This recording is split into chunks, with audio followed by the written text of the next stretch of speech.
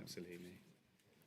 Okay, ladies and gentlemen, thank you for joining us this afternoon, and this is a Bright Blue event that we're doing in partnership with Energy Ombudsman, who are part of the Trust Alliance Group. And it's called Everyone's Business, Restoring Trust and Confidence in Regulated Markets. We've actually done the same event at Lib Dems, with different speakers, obviously. So it'd be good to contrast some of the kind of thinking that was going on there with what a more conservative audience thinks.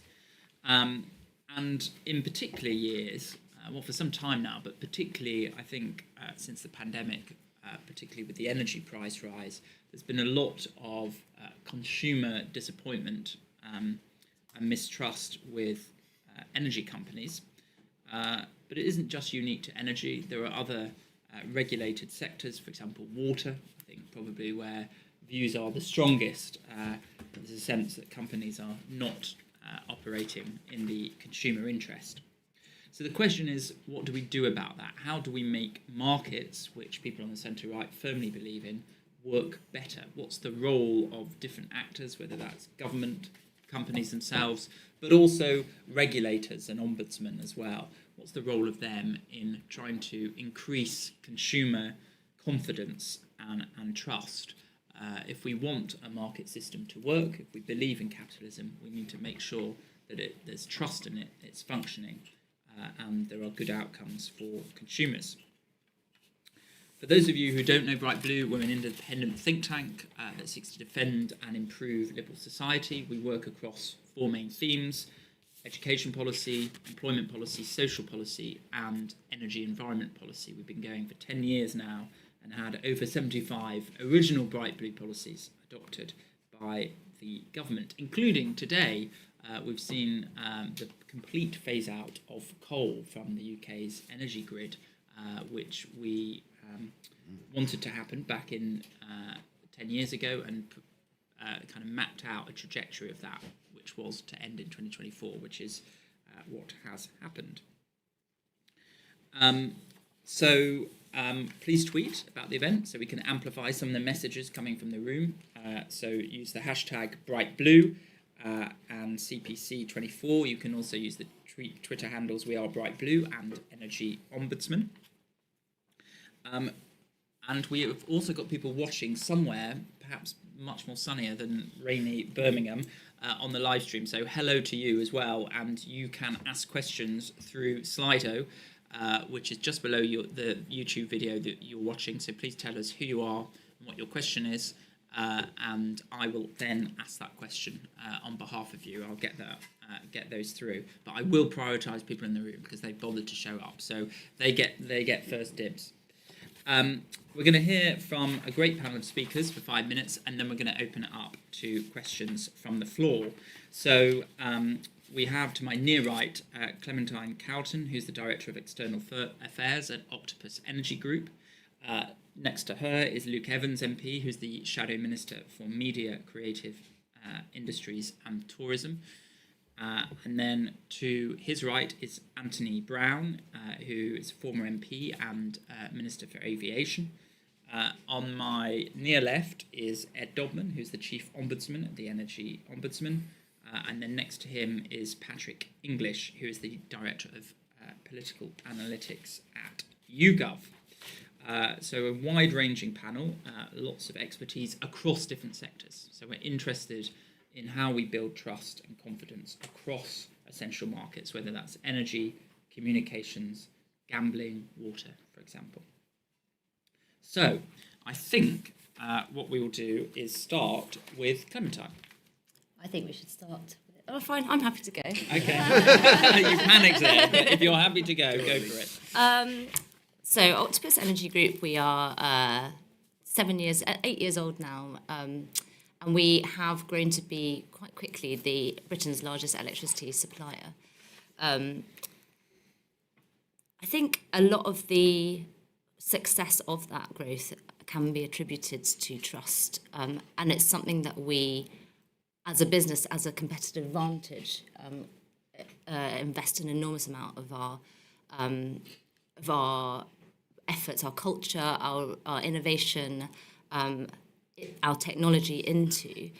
And the reason for that is we believe it should give us a competitive advantage. We believe that if our customers trust us, and if other customers feel like they, if customers generally feel like they can trust us, they will want to switch to us, they will want to stay with us, and they will want to build their engagement and their relationship with us. And that's important for a number of reasons. Firstly, of course, it's always good to build market share and gain customers. But secondly, because we are on Octopus was created with a dual mission to tackle climate change and to make energy fairer for consumers. And in a enormously disaggregated world where we are going to be consuming energy totally differently, we're going to be consuming renewable power that is decentralized in a decentralized grid where you have millions and millions of assets turning on and off in the system all the time, responding to the economics of supply and demand. We need to be able to harness consumer engagement and consumer trust to drive down prices for everyone. So, for example, we have a huge number of the nation's electric vehicles are connected to one of our electric vehicle tariffs. In doing so, they are, and by switching on, by charging their electric vehicles when it's cheap and deciding not to charge when the price is expensive, we're able to massively drive down driving costs for those customers. But we're also able to drive down the cost for all customers, and for that reason gain competitive advantage and cut carbon in the system. I'd say in terms of how it relates to how you then sort of spin that up to what lessons we should be learning for regulated markets more generally. And I think it's that competitive advantage point that's the most important probably, which is that ombudsmen and in particular regulators should be, rather than shepherds, should be umpires. So what we don't want is not allowing, the way that energy markets are often regulated today is that there is a sort of defined group of companies that everyone trusts has always been there and will always be there. There are some customers who are having very bad experiences with some of those companies, well, presumably with all of those companies, but there will be some companies that have customers who are having particularly bad experiences. And often regulators feel like it's their job to make sure that the customers of those companies have a better experience within that company, rather than seeking to ensure that those companies go out of business or are less able to win business. And so rather than seeing it like they are the umpire, there is a pitch, and they are sort of making sure that the rules of the game are observed. What often happens is they behave like a shepherds. They don't want anyone to get too far behind. They also don't want anyone to get too far ahead. And it creates this disincentive to really, really, truly invest in innovation, and in building that consumer trust as a competitive advantage. And that would be my pitch to the regulatory environment more generally, but particularly in energy. Great, thank you. That's really useful. Thank you, Clementine. So Clementine. Clementine, sorry, apologies. Sorry. So we will move now to Jerome. Put you on the spot for arriving late. But it's very... No worries. And Jerome is the Shadow Minister for Business and Trade, so I think can speak very in a cross-sectoral way to this issue. So, Jerome, what's your view in terms of driving trust and confidence in regulated markets? Okay, if I spin this around a little bit so everyone can hear me. Look, we've had a problem over the last few years. The trust in the regulation markets has gone down. The big ones that I've been involved in, primarily as a constituency MP as opposed to in my new role as Shadow Minister, has been around water and around energy. So these are primarily to do with the consumer experience as reflected by the ombudsman role, but it's about the performance of the regulated sector, what they've been pointed at by the regulator, so Ofwat and Ofgem, and the political fallout as a consequence of that. Because one of the political decisions which was taken over the last 20 or 30 years is to have these arm's length bodies like Ofgem and Ofwat. They're trying to depoliticise what are, in fact, highly political decisions.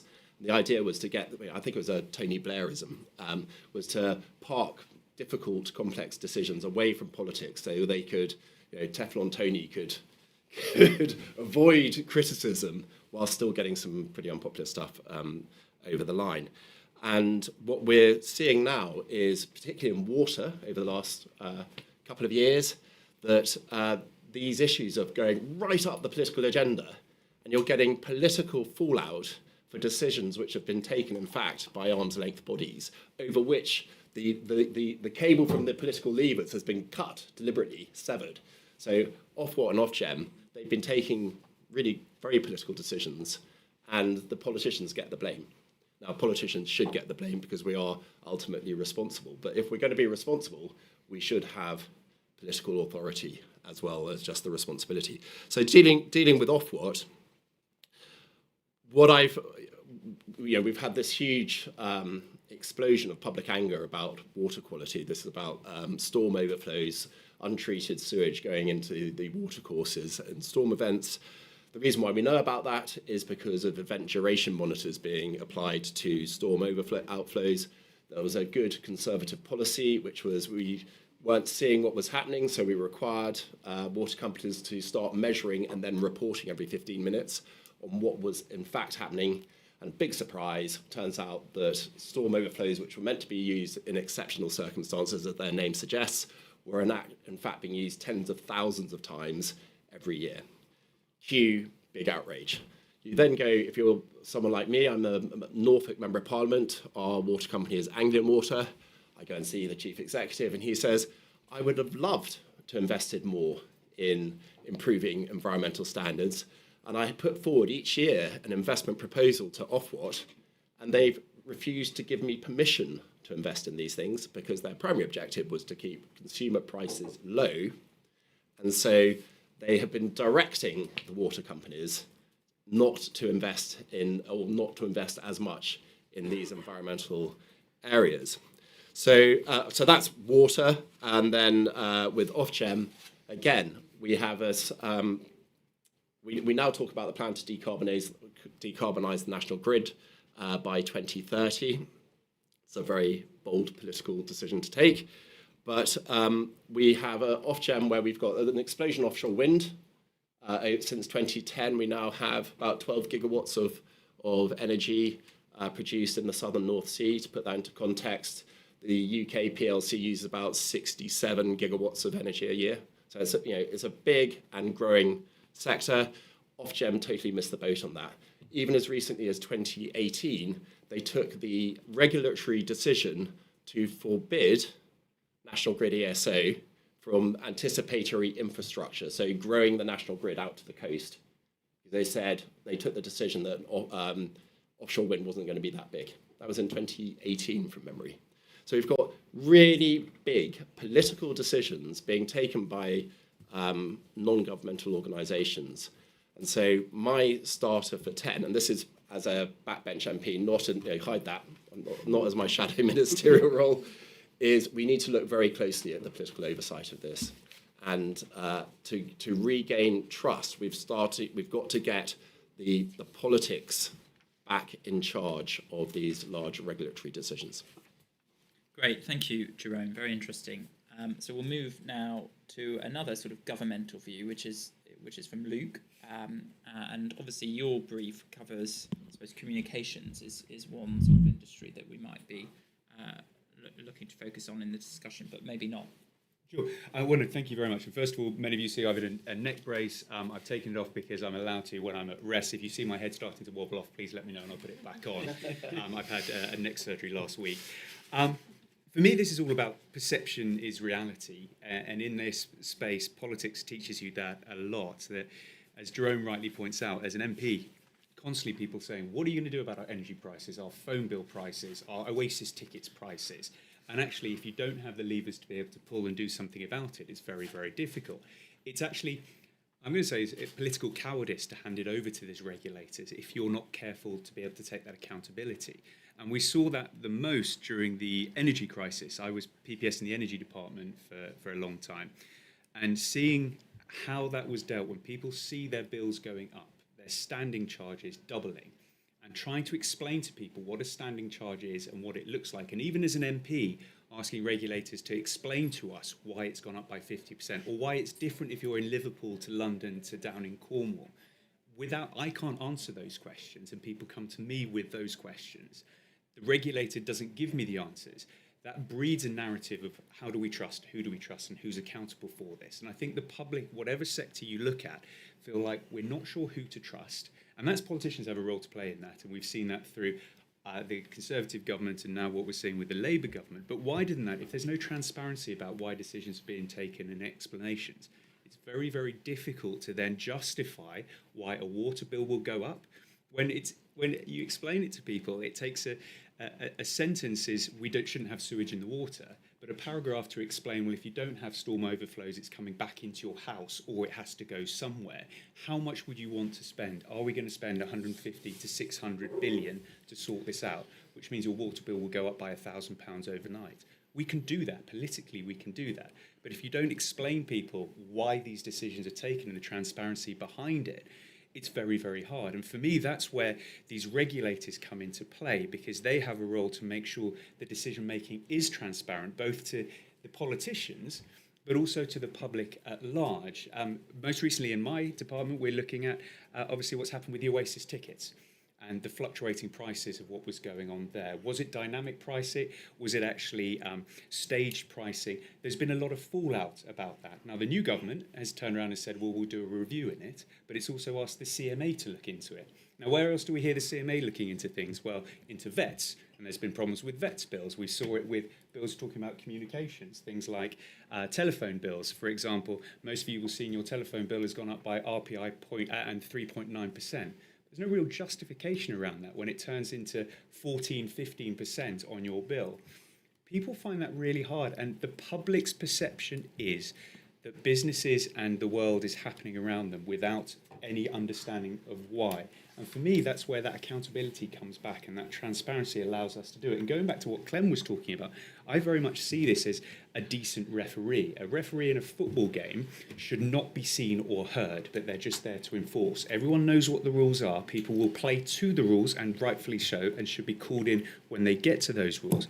But you need to have the understanding and the tools behind it.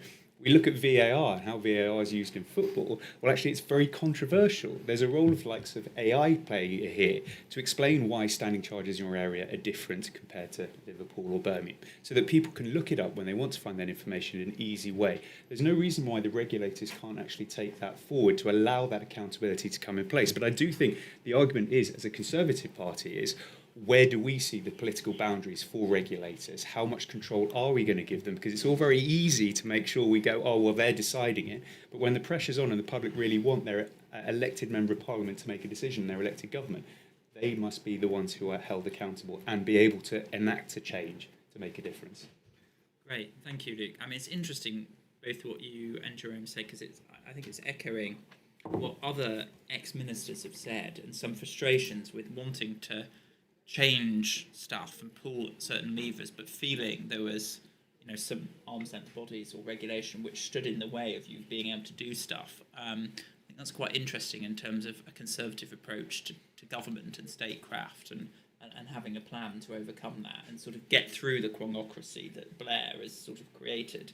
I think it's quite an interesting thing. I think Fallon brought in 2013 a review of what regulators should look like, and it's trying to balance that idea of protecting consumers and growth for companies. And I still don't think we've got that balance right, because if we're going to go for a country that goes for growth, and both political parties are talk for that, you can't, as Clem said, put them in such a tight nature that you regulate out all innovation. I know this from medicine, from my background. Trying to innovate is very difficult. We need to be able to allow those regulators to have that space to allow the playing field to happen, but call it out transparently, and everyone knows where those guardrails are and enforced on top of it. I think it's really important. Interesting. Anthony. Thank you. So I was introduced as a former aviation minister, which I was, but I was also chief executive of the British Bankers Association, and I dealt a lot with the Financial Conduct Authority and the Financial Ombudsman there. And one of the issues I oversaw was I I led the negotiations to bring to an end the PPI mis-selling scandal, which was £45 billion of redress, and that's when markets go seriously wrong. I also set up a group called the Homeowners Alliance, which champions on homeowners, and I've dealt a lot in the property sector. We do want competitive markets because they bring in investment, they bring in innovation, they help drive growth, but you need to make sure that competition drives up standards rather than drives down standards, so you don't end up with a race to the bottom. And to do that, you need transparency, you need consumers to be on a level playing field with the producers, to know what the products are, what the costs are, and so on. And it's absolutely right for the government to ensure there is transparency in different markets. You need switchability, let people to be able to change customers as much as possible. So I oversaw a program to have current account switching, so people can switch current accounts more easily between banks, but also had phone number portability was an obvious thing. And obviously you can, Octopus has done really well because people, including myself, have switched to Octopus as an energy supplier because I trusted them. But you also need good dispute resolution, and I was going to focus a little bit on that. But before I do, just a comment on what Jerome said about putting the politics back in charge. I largely agree with that. What I do question, I don't know the answer to that, is whether politicians have the levers to put politics back in charge but don't actually use it. So in the Ofwat example, because I campaigned on this quite a bit, and well, we both did, as chair of the all-party parliamentary group on the environment, and Ofwat does now have an environmental remit, and it was given that by DEFRA, and I think DEFRA just hadn't used that power that it had, because the government can set rules for regulators. And I know with the Financial Conduct Authority, the Treasury is always setting rules for it and just saying, right, you need to do this, you need to do that. It then does it a bit as a regulator. But so I don't know whether politicians actually need more powers or whether they actually have the powers, and at the moment they just don't use them, which I think is probably the case. In terms of dispute resolution, so I say this because we've got an ombudsman on the panel. I've got a peculiar interest in ombudsman. The financial ombudsman, I think, works really, really well and has actually done a really good job at restoring, to some extent, trust in financial products and redressing a series of mis-selling scandals. Like PPI was the biggest. They were the ones that imposed the £45 billion fines effectively on the banking sector. Some ombudsmen work really well, some ombudsmen don't work well. So I think it's the Conservative government in the past has had a policy of competing ombudsmen. It just does not work. Like in the property industry, there are many different ombuds people, and they're all in tiny little sectors. Often you go to an estate agent, they can choose their ombudsman. It just leads to ombudspeople. I don't know. Let's lower the standards. Basically, if you have competing ombudsmen, because the companies will choose which ombudsman they go to. They'll go to the ombudsman that never finds against them, and they'll have cheapest prices. Competing ombudsman doesn't work. There should be one ombudsman for each sector, and actually, I think the ombudsman should be as consolidated as possible. So if you've got like in property, there are multiple different property ombudsmen at the moment. The government, like the last government, just set up a new homes ombudsman for new house building. If you've got a dispute with your house builder, you've got an ombudsman just for that. There's already a property ombudsman. In fact, there's lots of them. Actually, there should just be one property ombudsman, and then the consumers would know who to go to. It'd have very high visibility, and it would have an economies of scale, so that it would be more effective. It could hire better quality staff. When you've got tiny little pokey little ombudsmen, they can't hire any good staff. And also they learn what good practices there are in different sort of subsectors, and they make sure good practice is spread across all the other sectors and in the different bits of the property market. If you had a single property ombudsman, they would be able to compare what's going on in social housing versus private rented housing versus the home shared ownership in new build and so on. So I think it's good. The government should give up having competing ombudsmen and really push for consolidated ombudsmen in particular sectors. And it works very well in financial services. And I really urge, and I have repeatedly, I've written about this publicly, and I've had lots of meetings with different ministers before I was a minister, urging them to do that. In transport, so that there is a problem in aviation, and I say this as aviation minister, I was responsible for the regulator there, the Civil Aviation Authority. There's a real problem with consumer rights in aviation. Like people have disputes with their airlines, they can't get money back. There are rules for it, but they're very flaky, and we're in the process of reviewing them. And then the general election came along. I think there's a case for better consumer protection in transport in general and aviation. Have a transport ombudsman, and there is one for railways, but actually just have a transport ombudsman. Whatever your forms of transport, if you've got a dispute with your transport provider, you go to it. And the reason that it's better to have a single ombudsman, as I say, is it will have far greater public recognition. It would have far greater insight into different things that are going wrong in different modes of transport. It would be able to hire better quality staff, and it would be less prone to industry capture. Because what happens with all the little micro ombudsmen is they get captured by their industry, and that leads to lack of trust for consumers and bad service for consumers. So I think there's a lot that can be done in this area, but absolutely you don't need to give up on competitive markets. You just need to make sure they work in the interests of consumers. Great, thank you, Anthony. Typically very thoughtful there. So let's move to, as was everyone else, but you, because you came up with some interesting ideas around the singular ombudsman for particular sectors, which I found very compelling. Right, let's move now to Patrick. Where are the public on all of this? We've heard from industry, we've heard from government, I suppose, perspective. What does the public think about this? Thank you very much for having me along today, and so nice to see so many of you in the room. I'm often on these sorts of panels known as a bit of a doomster and a gloomster, and sadly I'm going to continue that reputation today. So I'll start with three statistics from our most sort of recent YouGov polling in and around regulated markets, utilities and what have you. The first is that 75% of the public have an unfavourable view of utility companies. Now, that makes them about as popular as gambling companies and tobacco companies. So that's the ballpark we're in, really, with in terms of where public opinion sits. 70% of the public think that water companies should be nationalised. A very similar percentage, around about 2/3, think that energy companies should be nationalised. And Labour's most popular policy going into the 2024 general election was GB Energy. A lot of people thought that they would be able to sign up to GB Energy, much like you can Octopus Energy, and get their energy supply from a nationalised supplier. And that was one of the roots of its popularity. So that's really kind of where the public is at the minute in terms of regulated markets and what they want to see and what they would like to see going forward.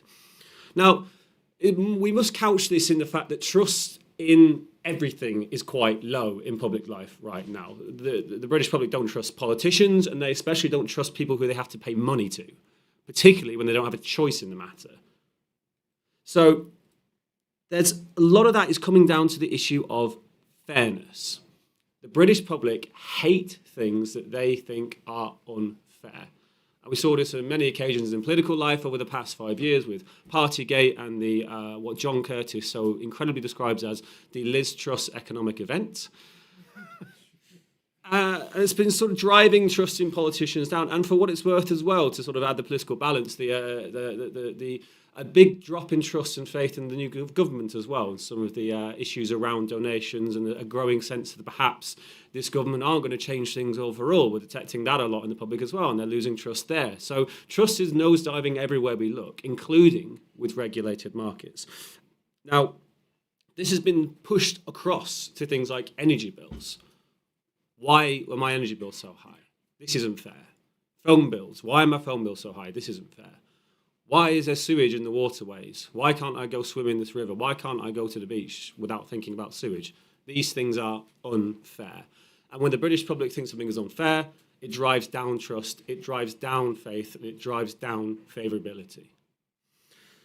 Now, this is also in a much wider context of what the COVID-19 pandemic did to the public's understanding of what the state can and can't do, and what it should and shouldn't do, and what it is and isn't capable of doing. And most importantly, the COVID pandemic proved to the British public in their minds that the state can sort things out, and it can look after people, and it can spend money, and it can change the rules to help people when they are in crisis. And that's a difficult position, particularly for people perhaps in this conference, more so the last conference that we were at, to square with in terms of public policy. Because the British public believe that the state can and should be big when they need it to be. And they look at a cost of living crisis, driven much by energy bills and water bills, and they say, well, it's not fair that the state isn't coming in and isn't helping me out.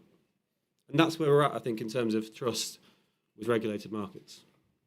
Great, thank you, Patrick. And then finally, the voice of the Ombudsman, Ed. I feel I need to clarify a little bit what an ombudsman is, and just to be clear, an ombudsman isn't one person. I happen to be a man with lots of women working in our organisation as well. But for those who don't know, our job is to resolve disputes between consumers and their supplier. So last year, over 100,000 people came to us with a complaint that their supplier either couldn't or wouldn't resolve for them. And so, as you can imagine, we see a lot of examples where that trust has broken down between supplier and consumer. We also run a similar scheme in the communications market as well, so we see this work across different sectors. We're really interested in trust for a couple of reasons. One is it just feels like a really good measure of how well people feel those markets are working for them. Building on what Patrick was saying, how do you measure? You can measure that in so many ways in regulated markets. But I think where we decide to intervene through regulation or protection or whatever it is, it's a really interesting measure to look at how well people think that's working for them. But secondly, one thing we've not really touched on too much so far is that trust is also an enabler as well. I know the energy sector better than others, but there are lots of other examples. If you take energy, if we think about the magnitude of changes we will be asking people to make in their personal lives over the coming years, we've started with things like electric vehicles, heat pumps. The variety of options for people is only going to get bigger, and trust has the potential, I think, to be a brake or an accelerator for those changes. So it matters in the here and now, and it also matters in the future. I was going to explain what the situation regarding trust is, but I think Patrick set a suitable tone for that. Whether energy is the lowest or second lowest depends, quite frankly, on which day of the week you're asking at the moment. We do see some green shoots, actually. Complaints to us this year are 20% down on the year before. And there are some examples of where service looks like it's improving. So just to add a very slight positive note to Patrick's description, we're definitely seeing some signs after the very unusual few years in energy, obviously, that we've seen. Lots of people have talked about how we might sort of tackle it. I'll just chuck in a couple of extra things that might prompt some discussion. There is something for us, and we see this every day, about companies, whatever sector you're in, getting the basics right. A lot of the complaints and the people that came to us were about what seemed to us very trivial things, and people have had to wait weeks or months. And by the time somebody comes to us, it's really hard then to rebuild that trust, and in many cases it's been lost irreparably. So there's something about getting the basics right. Why would a water consumer trust their water supplier if their home's been flooded with sewage? Why would an energy consumer trust their energy supplier, to get a smart meter or whatever it is if they don't think they're being billed properly? There's something about getting the basics right for me.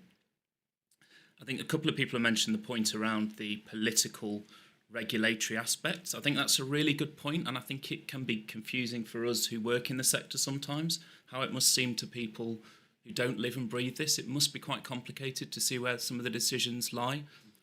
It's hard enough to read your energy bill, never mind understand how and where these decisions are made and how they might be influenced. And then finally, I guess on a slightly more positive note, and this might surprise you as the Ombudsman, but I think there's something around tone and narrative of the sector. I think as Patrick articulated, I think a lot of people's thoughts on trust and these sectors are driven by what they're hearing publicly, not just their own experience. And I think all of us involved in these sectors have a responsibility to make sure that we are being balanced where we can, that we're talking about the positives. There are loads of fantastic things going on in energy and in communications. You think about the advancements there. And it is a challenge. I'll give you one example. We just released our annual data for this year, which, as I said, complaints down 20%. Not a lot of interest. When complaints went up 40% last year, of course, it's a different story. So there's a real challenge there. And I think that narrative being balanced, and also perhaps some organisations like us where people might not expect us to stand up and talk about the good things, I take that as a challenge as well. So, again, just throw that in, but some really good points made so far. Great, thank you, Ed. And I must say that I am currently going through the energy ombudsman process. I won't mention the energy company. It's not Octopus. Of course. It's not Octopus. But I have found the experience very, very good, actually. You get one caseworker who is with you for the entire process. Yep. You can email them directly. You don't have to feel like you have to call them several times and go through it to a different person. But I'm waiting for the outcome of the result. Well, So- this won't help your outcome at all, Ryan. So I'll go through the process. But thank you. Cool. Okay, let's open it up to questions and thoughts from the floor. If you could say who you are, where you're from, that would be great. So, yes, let's start with the gentleman just there with the glasses. Yes, David Wells, I'm a former councillor for St Neots, and I have actually got some professional experience of working in the water industry only for a couple of years. I'm not a water engineer. I guess 2 points. My biggest thing is, how does something like Thames Water, the refinancing and the apparent bankruptcy of this company happen in a regulated industry where I would assume, and this is one of the things I didn't look at, that the regulator was ensuring that the water companies did not make excess profits, whereas what I can see from Thames is that the owners over a number of years basically asset stripped the business. So that was my question. The positive point of what I saw of the regulator was one of the problems that I saw was that particularly on water, there's a huge complaint about the leak levels in certain water companies. And the problem is the water companies don't actually know where the leaks are a lot of the time. And actually what they've done in the past is that they've just poured concrete. They just found some engineers and rebuilt a load of water mains, which don't happen to be the right ones. And the regulator, this was about 5 years ago I was involved, was actually quite good. And one of the reasons I was involved was actually challenging and saying we will pay for authorised payment for engineering, but we want proof that you're actually going to fix the problem. So that's a plus thing for the regulator. But my biggest question is how on earth is Thames Water's financing happened? Great, thank you. And then I'm going to take another question, just that gentleman in front. Yeah. From Properties UK, really curious on the conversation because we talked a lot about the role of the regulator in terms of accountability there. What about mutualisation of some of these key bits that gives the public direct control and stake inside, say, Thames Water? Would Thames Water take the decisions it's taken if the consumers had direct stake in the business itself? Which also fixes the difficult question posed around nationalisation. You don't have to nationalise Thames Water and the inefficiencies that are produced by the state running it. You allow the public to have direct control and stake over it. Great. Mutualisation. Interesting question. Labour have, I think, committed to double the size of the mutual sector, which is an interesting point. So maybe let's come to Clementine first. I don't know if you wanted to take on any of those points. I actually, one of the points about, I'm not a particularly legitimate commentator on the water industry, although my dad was an engineer for Thames Water. But what I would note in terms of the kind of asset stripping that we had seen in that sector is I would urge everyone to pay attention to who those owners were and then which are the owners of our also monopoly gas industry, and just take a look at the read across and if we're thinking about what issues might be coming further down the line, I think the gas networks are a good place to start looking. I actually want to just come back a bit on some of the things that the panellists were saying about both. Actually, I should also say that I've just been texted this chart by the marketing team, so I feel like I need to stand up for Octopus. We apparently, according to this chart, we have the biggest. We have our Net Promoter Score, which is essentially a form of trust tracking, basically saying you ask people if they like or dislike you, and then you add up the score add up the answers to get a score. Octopus Net Promoter Score is 39 points higher than the average of any industry. So the industry overall is minus 14, and Octopus Energy is plus 25.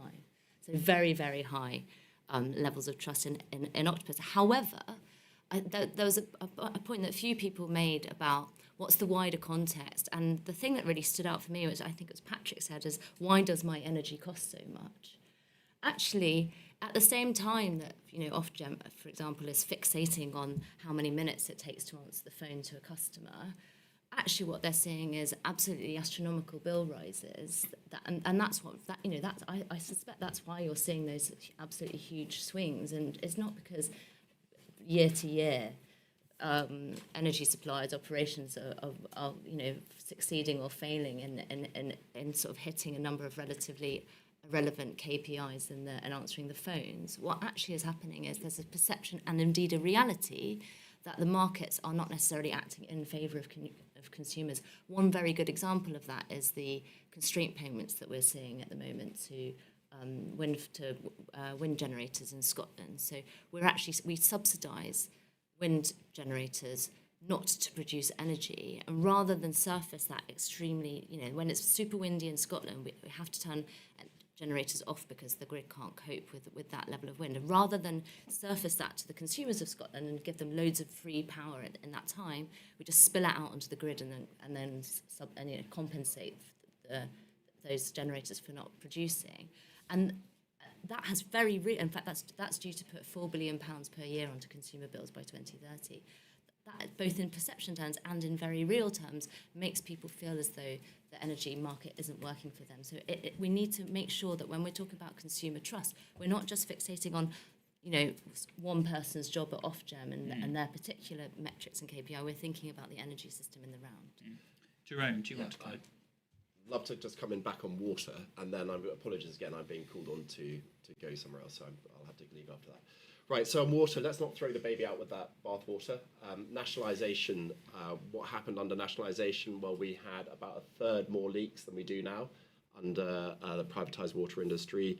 The number of water interruptions was much, much higher when we had nationalised industry, and there's a really obvious reason for that, which is if you've got the Treasury deciding how much money you put into leak reduction, schools and hospitals and the front line of the NHS, for example, they always win.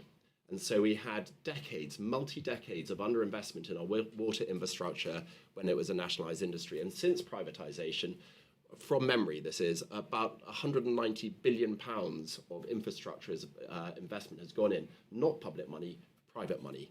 So that has been a real success. Our infrastructure, our water infrastructure, is much better shaped now than it was under nationalisation. And to nationalise it would be a really retrograde step. Now, that doesn't mean to say that all of the water companies have behaved well. They have not.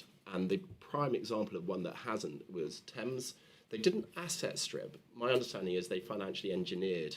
So the markets took over the water companies with no debt at all. They were gifted the infrastructure for £1, I think it was. And then they have added debt to that business, not just in order to fund the infrastructure improvements, which I've already talked about, but then to increase their debt ratios based on a very predictable income source and then supply dividends. Now, that happened during the noughties substantially. If you look at the graph, Labour hates you telling them this because the majority of that happened before 2010, but it didn't stop after 2010. So we have to accept our share of the blame for that. And it is a real failure of the system that we have allowed that level of financial engineering in what is a utility, where there's predictable income, there should be a predictable dividend, a proper return on capital employed, but it shouldn't have been used as a mechanism to extract value and in the way that it was. So I think we need to fix that in the future. And on that bombshell, I'm afraid I'm going to have to leave. Great, thank you, Jerome, and thank you for coming and giving your time and thoughts. Very, very grateful. Anthony, any reflections? Well, I completely back the point that Jerome just said at the end, and I was going to say that to David Wells' question, that clearly there was a massive systemic failure of regulation in terms of Thames Water, and as Jerome said, they loaded it up with debt. The regulator wasn't paying attention to it, and clearly assumed the regulator was doing its job within its rules. Then the rules of the regulator or its remit needs to be changed, and that's a role for government to say, actually, you should worry about the financial viability and have control over dividend payments and debt that's built up. And if the government aren't reviewing how this happened, then they should do a review on it and make sure it doesn't happen again, because it's a totally predictable income stream in a monopoly market. It should be, those companies should be the most financially sound companies going. And on the mutualisation point, so I'm a really boring old fart. I've been around a long time, and mutualisation, everyone loves mutualisation. I like mutualisation. And every government that comes up, every 5 years, every 10 years, people promote mutualisation, and that's great. It works with John Lewis. It works with some building societies. I had lots of members at the BBA that are mutual, like the Co-op Bank, that got demutualised,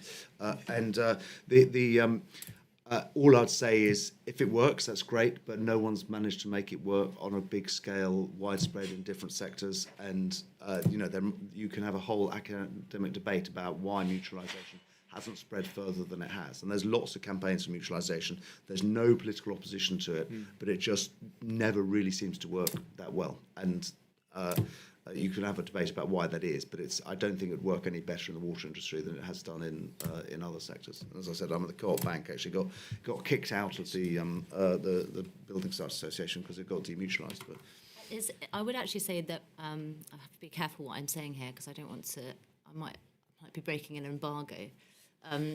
But I would say that in our forays into products in that sphere, the FCA has been very resistant.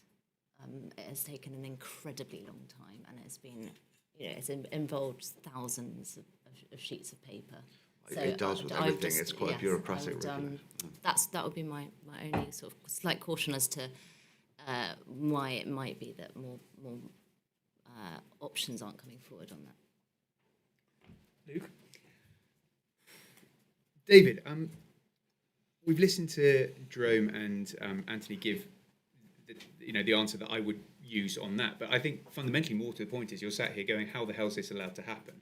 And it's the same when you see it with big energy companies making lots of profit when there's and the supermarkets making lots of profit. This comes down to the fundamental idea of the British society: where is fair, what does it look like? And I think for me the simple answer is I can't give you a one-line answer to the Thames stuff. Both Jerome and Anthony have explained it, and it makes perfect sense in my eyes. The problem is, why have we got to that answer? And that for me is the wider political argument that we need to have. Whichever sector you look at, the public go, well, how's it been like that, and how's it allowed to get like that? And there's lots of explanation, but it's because no one's really accountable in that space, because the politicians turn around and say to the regulators say, well, we need to look after the businesses and make sure they don't go bust, because equally no one wants to pay a lot. The classic one from my perspective is Brits in social care. We all go, social care is broken, we don't, we need to do something about it. We want the same setup as we have in Norway or somewhere like that, but they tax very high to do that. So we go, well, in other words, let's do what India do and have everyone come to live with us. But I don't want grandma living with me for the rest of the time. I'm not giving up my job to care for her, but I'm certainly not going to pay £1,000 a week to look after. It's classic British mentality. We want the Rolls-Royce stuff, but we're certainly not going to pay that price for it. And that's a political argument we need to explain to the public with regards to our choices when it comes to dealing with the environment but dealing with water bills. How do you square that circle? It's very, very easy to argue and make an argument. So the prepayment meters was a classic example, really poorly implemented, but they're there for a reason, because repeat people don't pay. And it's a bit like driving around your car with your car insurance. There's lots of people who don't drive car insurance, and we all pay a premium to cover them. So at what point do the politicians make the arguments to say, these are both sides, we need to make a choice and explain it through? And me coming as a GP, when you come to me for a diagnosis, I explain what's happened, why it's going on, and what we're going to do about it. You have to decide whether you like that or not. I think it's too easy for us to point all the fingers at, well, how did Thames do this and where do they get to with that, without explaining the real rationale in the choices that we have. And that is a political choice. We have to be strong enough. And I don't think, looking back in the last 5 years, we, as the Conservative government, were strong enough about making some of those arguments about why nationalisation doesn't work, why you need regulators and where they're failing, and calling that out. For me, that is the key part, and it's all the way back to being the umpire and using that referee side. If everyone knows the rules, everyone knows where they're accountable, and everyone's held accountable under that space, it becomes very clear who's on the wrong side and which minister should get it in the net, which regulator should get it in the net, which consumer needs to suck it up, or which company's got it wrong. And for me, until we get that debate sorted, it's got lost in this mire. Do we look back towards nationalisation? Do we look forward into mutualisation? Actually, no, whatever game we're all going to play by, we need to make sure that that's the case with an emerging market which is much more competitive, especially when it's globalised now with the investment that you're seeing. So for me, if that's the one thing I'd want to take away from this, is someone come up with a very clear space of what this looks like. Now, that's the debate to have. And for me, in the conference, we've got 5 years as Conservatives to think about what that looks like, to be competitive and clear, because I think the public will see that after we have the nationalisation of rail and things like that, how much more difficult, and the bills are going to go up after that. Back to your final point that you raised about, the government can step in with funding and make big decisions. Yes, but they will have consequences. And I think when you're spending 400 billion, if you think about the financial crisis, it was 158 billion. That has consequences now that we're all having to deal with, and politicians haven't explained along the way what that looks like, because you can't have your cake and eat it. Great. I'm conscious of time, so let's just open it up to final questions from the floor. If you could be very pithy, that would be great. So we'll start with this gentleman here. Yeah. Hi, Tom Goldie from Cambridge University Press and Assessment. How can we encourage more naturally cautious regulators like Ofcom and Bloomberg to do a better job of promoting investment and innovation within their sectors? Great. This gentleman here. Hi, thanks. We're talking about the link between politicians and regulators, setting objectives, etc. The other part of that, I guess, is scrutinising regulators, and part of that is obviously parliamentary scrutiny, so select committees play an important role here. Do you think the current architecture is sufficient? If you compare, say, the UK system to the European system, there are greater resources and expertise, so these are really important issues, so we need to put some more money behind it. MPs have got a busy workload, and frankly, a lot of them are generalists. Are they well equipped to do the job? And without being rude, can I just say, can I ask who you are? Sorry, Lee Renders from M&G. Great, thank you. And then finally, this gentleman here. Yeah.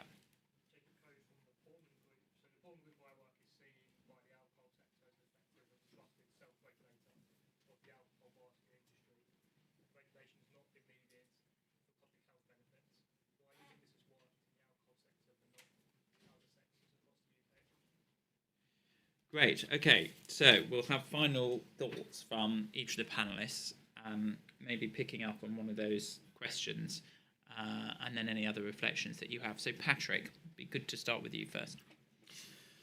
Yeah, I mean, it's been a very interesting discussion. I think the words fairness and sort of what is and what isn't sort of working in the minds of the British public has come up a few times. I think that's really key in terms of where meeting the British public where they're at with their utilities and with their services. It's about talking to them and sort of understanding what they view as fair and what they view as unfair, and what role regulators and the state have independently to play in that process. Now, the average British voter doesn't really know the difference between an ombudsman and a sort of a minister in terms of who has responsibility for what. So there's perhaps another conversation to be had there. But I think it's about demonstrating that the apparatus of the state, or the people who are responsible for these things, are taking public concern seriously, are on the side of the public, and that everyone is working together to make things fair and make things work for everyone. And that's kind of what perhaps I would leave the discussion with today, is it's kind of focusing on that issue, that key question of what is fair. And when people think that the price I'm paying is fair, or the reason that my price has gone up is fair, that's when trust will return. Okay, thank you. Ed? I'll try and pick up on Tom's question, which I think was how can we encourage regulators, politicians, whoever it is, to be less cautious in their approach. I'm not saying this as an ombudsman. It is, I think, quite a difficult balancing act for regulators, because on the one hand, probably most people at the Conservative conference would say company failure is a good thing. It drives an incentive to be better for consumers. But when it happens, we go, whoa, what were you doing? You know, why did we got so close to suppliers failing? We saw that in energy, 30 suppliers failing. In a way, the threat of failure is a good thing in the sector, but it also comes with costs as well.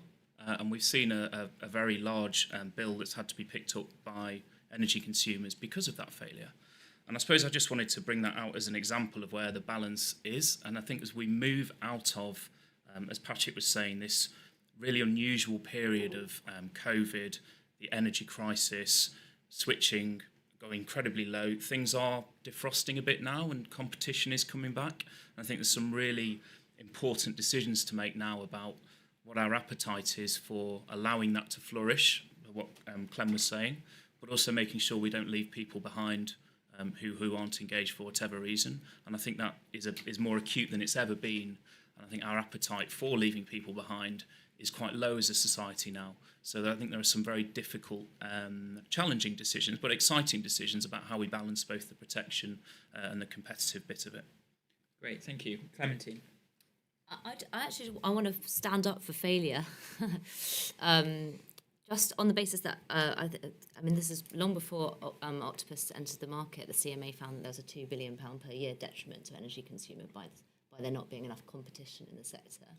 And so yes, we had some small and a couple of not so small energy suppliers go bust as a result. But there were we had hundreds of them in the market, and they weren't doing a great job.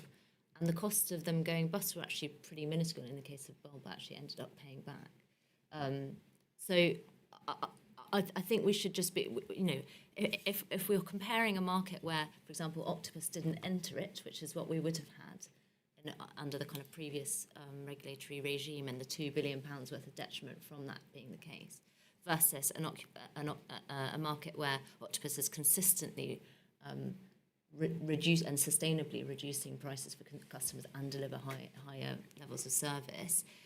Okay, there may be others in the market who aren't doing that, but if we allow those to fail and allow Octopus to succeed, I'd argue that that's a better market than the one that we enjoyed previously. On the innovation point, I think it's really well observed, and actually, it's something that has been discussed quite a lot lately. Regulators don't actually really have any responsibility to innovation at all. There's nothing in certainly in Ofgem. I'm not sure. I'm pretty sure this is true of other markets, but they don't have it's not on their kind of list of objectives a responsibility to the growth of Britain. Growth of innovation outside of that, within some quite defined narrow metrics. So I certainly think that having more of a political, so firstly, kind of embedding it more in the actual objectives of the organisation, and then also making sure that politicians are putting that pressure on regulators to deliver the strategic objectives of the UK, I think could probably help. But actually, I generally find that politicians fall into the same trap. So we're having a conversation in the industry at the moment about debt, and bad debt. There's a sort of looming debt crisis in the retail energy sector. People have either not been able to or have just not been paying their bills. Octopus's debt is very significantly lower than other bad debt, is very significantly lower than other players in the industry. And that has read across every time we've taken over a failed energy supplier. We've managed to get their levels of bad debt down to much lower than industry average as well. And we do that by having great levels of trust with our energy, so that people actually, with our customers, so people want to pay their bills and don't feel like they're being ripped off, so that people feel like they are able to get in touch with us when they're starting to get into trouble. We're making sure that their direct debits are set at levels that are appropriate for what they're spending, so they don't get a surprise bill of £4,000 after a couple of years. And all of these things they're kind of innovations and technologies and culture that we've put in place to ensure that people don't get into trouble. And yet, the regulator and indeed a couple of the energy suppliers are now putting forward this idea of a sort of mutualisation of bad debt in the industry, i.e. they want all consumers to pay for the inefficient and bad practices of a few energy suppliers. And so all of that innovation that Octopus has put in potentially wiped out and disincentivized by our customers having to pay for the inefficiencies of other energy suppliers. So certainly I would say politicians are not immune from that malaise. Okay, Anthony? So on the innovation point, so regulators will not encourage innovation unless they're forced to, and there's a good reason for that. One is the effort. They have to understand a new business model they don't know, and two, it's risky because it's a new business model. Things might happen which they don't understand, and it's very difficult for them to do that. So in the regulator I know best, Financial Conduct Authority, it's actually, it's got in its remit, so something that Clem referred to, it's actually got a remit, it's required by government to promote competition, and that is translated as promoting innovation, and they've And I've actually worked with lots of companies going there with new business models for financial products they didn't have before, and they spend a lot of time scratching their heads trying to work out how it would work, what the impact on consumers would be, and so on. And they actually introduced something called the Sandbox, which is held up by everyone as a huge success, where basically financial service companies with new products can go in the sandbox. It's a sort of limited thing. It's very, very tight scrutiny how they operate, and they make sure there isn't consumer detriment within it. But they then see how this financial product works and whether it does lead to unintended consequences or some consumer harm in some way, but within a closely inspected environment. And once they work out that it works all right within that sandbox, they can then launch it in the wider sphere. So it is possible to make regulators pro-innovation and overcome their very powerful instinctive resistance to innovation. And one other thing that the PRA, so that's the prudential regulator for banks, which is now part of the Bank of England, they didn't give a new banking license for 150 years because actually new banks, they're problematic. You have to regulate them, you don't understand them, and it's all very complicated. They made it so difficult to set up banks that no one did that. And then the last Conservative government was very pro-banking competition, wanted to encourage new banks to set up. And in fact, what they ended up doing is setting up a whole new unit within the PRA whose job it was to help new banks get licenses. Not to lower the standards, but just to handhold them through the process. And then you get lots of new banks like Metro, and there's dozens and dozens of them now. But they wouldn't have done that if they hadn't been lent on by the government, or basically forced to do it by the government. So it basically does require government intervention. On the scrutiny of financial regulation, from the chap from M&G, so I was on the Treasury Select Committee for 3 years, and yes, the financial regulator was given a whole load of new powers as a result of Brexit, and often making essentially political decisions with limited scrutiny. The trouble we have, and exactly your point, we went through this debate about, and indeed we did set up a financial services subcommittee as part of the Treasury Select Committee to basically replicate some of the functions of the Econ Committee in the EU that you mentioned, that the European Parliament has far more resources and could scrutinise the detail of financial regulation far more than the UK Parliament is able to do. There are several challenges to it. One is the resourcing point, which you said, but actually MPs could just vote. We could vote for more resources. The second one is actually the expertise amongst MPs. That actually, it's on financial services. I happen to sort of be reasonably okay with financial services, but actually there's very few MPs who understand financial services, and you couldn't set up a proper committee scrutinising the detail of financial services regulation because there just aren't the MPs for it. And that's why I actually argued for having a joint committee with the House of Lords, because actually there's a lot more expertise on financial services in the House of Lords, those sorts of former chairs of banks and whatever, than there is in the House of Commons. But it is a problem, and keep pushing. Okay, Luke, final Thank thoughts? you. Jacob, I'll pick up your point. I didn't see what you said about alcohol regulator, but you said that you basically don't need regulation in that regard. I think the reason is on that is because there's the threat of regulation. And actually, I'm a conservative. I don't want to see unnecessary regulation in there, but I'm also a compassionate conservative, and I want protections in there. And so I want to see an industry come up with the answers themselves and regulate themselves. And I think there's a good answer of the ASA, the Advertising Standards Authority, is a very good example where that seems to work. And I've done a lot of work on the online harms bill with them around body image. But in my current department, one of the places it doesn't work is football. And what do we need a football regulator? Because they can't solve the problems themselves. So there is a space for the regulator. I guess it's what industry or the sector sees as the threat imposed. Alcohol naturally is going to be something that the public and politicians are very paternalistic about, and should be when it comes to energy, and should be when it comes to water and these critical things. It's when you start spreading it out a little bit further, at what point does that threat come in, and can the industry get itself into play to be able to do it? Gambling's another good example going through at the moment. There's a balance there to have. You don't want to cut off everyone who enjoys gambling, but you need to protect people who really get into serious trouble. So I guess for me, it's the threat being put in from the politics, and the public demand it, to make sure we can have effective regulation. But the final question that Clem raised up is we want competition, we want failure, but the biggest problem is it's like hospitals, schools, and energy companies. As a politician, what failure would you accept when it's someone's school, when it's someone's health, when it's someone's energy? And that's the hardest part to negotiate out. And we have to collectively decide as a nation how much we want to spend and how much we want to pool that risk, as we do with social care, as we do with healthcare, as we do with energy. It's who's going to front it. But if people don't feel it's fair in the way in which it's done, because if you're a consumer and you're under bowl when you were suddenly caught out, that was very, very scary. But you were very lucky that actually society said, we'll fund it, we'll put it in place, and we'll transfer you over. And it was quite seamless, actually. And that's really, really important. we don't have enough of that good practice in place. So I think it's actually incumbent on the personal responsibility of the companies in the sectors to step forward, to lead from the front, because if they do that, they'll drag everyone else with you, and they separate the wheat from the chaff. And you can then, as a regulator, concentrate on the people who have poor practice, who really need to be held accountable, and they're the ones that we should come down really heavily on. Great, thank you, Luke, and thank you everyone for joining us, including people who were watching online. We're going to continue the conversation about 15 minutes just outside with the food. Please do have it. Don't want any food waste. And you can carry on speaking to the speakers and amongst yourselves. So please do carry on the conversation. A big thanks again to Energy Ombudsman for partnering with us on the event. Just to say, we've got some more events coming up this afternoon, so please check on your flyer, on your chair. And yes, a big round of applause, please, for our speakers. Thank you.